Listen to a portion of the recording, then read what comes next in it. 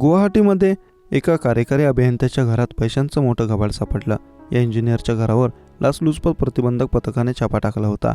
या छाप्यादरम्यान त्यांना या अभियंत्याच्या घरातून नोटांचे बंडल सापडले. हिंगराबारी येथील PHEच्या कार्यकारी इंजिनियरच्या घरातून लाखो रुपये जप्त करण्यात आले आहेत. या इंजिनियरचं नाव जयंत गोस्वामी असल्याची माहिती इंडिया टीव्हीच्या अहवालानुसार मिळत आहे.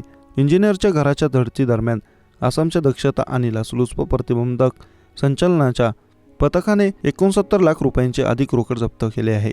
मिळालेल्या माहितीनुसार लाचलुचपत प्रतिबंधक पथकाने जयंत गोस्वामी यांच्या घरातून 69,87,500 रुपयांचा ऐवज जप्त केला.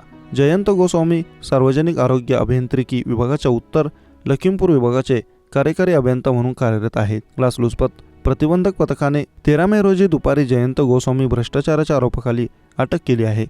गोस्वामी गुवाहाटी येथील हंगरबारी येथील धृती प्रवाह हॉटेलमध्ये 20,000 रुपयांची लाच घेत होता.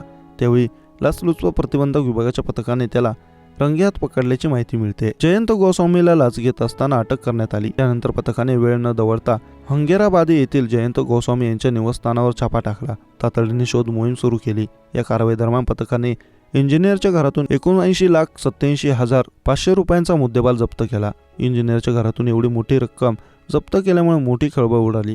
या अभियंत्यावर संबंधित विभाग पुढील कारवाई करत आहे.